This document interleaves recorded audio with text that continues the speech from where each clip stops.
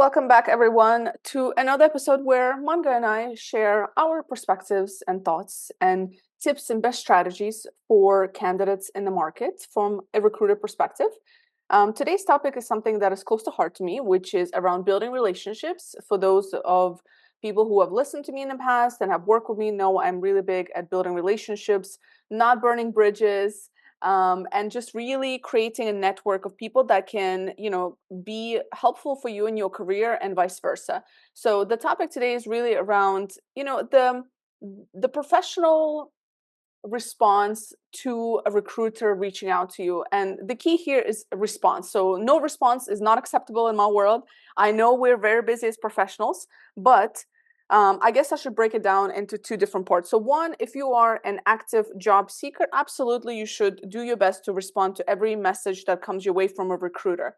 And sure, for better or for worse, there is a lot of spam out there. There's a lot of not real opportunities. And I think we can, as hopefully as experienced job seekers, maybe kind of be able to screen some of that through and understand what's a fake advertising, what's versus what's not, right? And there's easy way to do it. Maybe go into that person LinkedIn profile if they're reaching out to a LinkedIn, googling them, seeing if they actually are a part of the company that they're saying they're a part of, etc.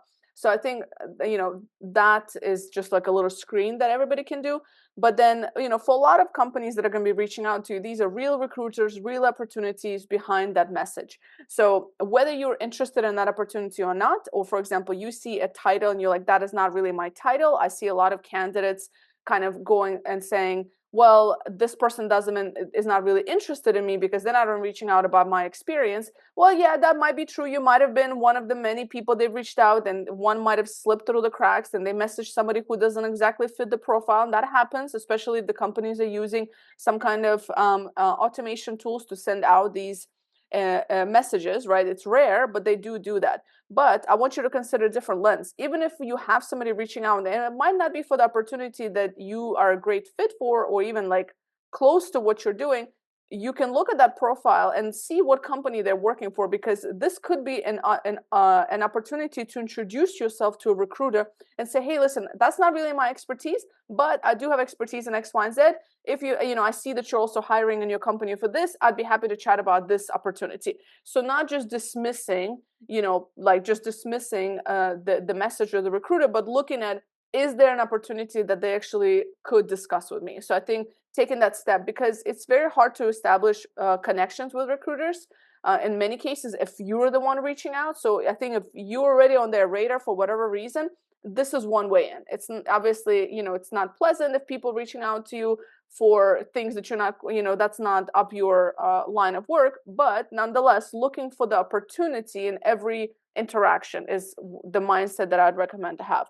And then the other side of it is, if you are happily employed in your organization and if you're not looking for work, and a recruiter, hiring manager is reaching out to you, just because you're not looking for work, it doesn't hurt to have a chat. I always say, just because you're on a diet doesn't mean you can't look at the menu, right? So meaning that even if you're not looking right now, there's no harm in just having a conversation. No decision has to be made. You can just have a conversation, introduce yourself to that recruiter, establish a relationship. This is a great way for you to establish a relationship with somebody who's already interested in your profile. And guess what? Things change very fast these days in the world of work. We see this all the time. Layoffs happen, reorganizations happen, companies are merging, going out of business, etc. Anything can happen. It's very little guarantee and stability in the job force today, and that's just the reality of where we are as a society when it comes to world of work. So we see this constantly. If you just look at the news and look at kind of what's happening in the market, that is something that is standard. We need to get used to. That is the new normal, essentially. And then on the flip side, if you've been working at a company for a long time, and you might not know what's out there for you, you might not have had that conversation in the past. So even exploring what is there in the market, what is your value in the market, what kind of roles are there, what kind of opportunities are available to you in the case that you do want to change for whatever reason, or you're forced to change or find a new job, you'll at least know. And again, establishing that relationship will always help, and then maintaining that relationship, even if it's, even if you're not going to look for a year from that point, building that relationship and staying in touch with that recruiter will help you in the long term, because guess what happens when you need a job? That is when you start to search for those connections, and you realize you've missed a lot of opportunity to connect with certain people over the years because you were too busy just focusing on what you were doing at that moment. So I think having a mindset of productivity, of proactiveness, also having a mindset of curiosity and seeing what's out there, and looking for opportunities in every interaction you have with recruiters. My 2 cents. I'll stop there. Manga, what are you thinking from your perspective? Also, I feel LinkedIn is not just a job board. It's a community. It's a community of people, industry leaders, people who do this day in and day out, recruiters. So it's a good way to understand what the industry trend is, expand your knowledge, build your brand. Or that's really crucial because it kind of lets us know who you are before we even talk to you. So building your personal brand, that's something that you can do on LinkedIn. I very recently had a conversation with the candidate. He was very upfront and honest with me. He said, I'm not looking for a change right now, but I'd like to have a conversation and see, what I can do in the future. And I really appreciated his honesty. And we actually ended up having a good conversation. He is atop my list when he ever looks, or if I'd reach out to him every 6 months just to check in. There have been candidates who I reach out every 6 months for the last 3 years. They're happy where they are, but they're still on the top of my list because they're good candidates who I had good conversations with. They respond every time I reach out to them. Just a simple message, hey, I just wanted to check in if you're still happy where you are you looking for a change. They come back and say, no, not right now, or thanks for staying in touch.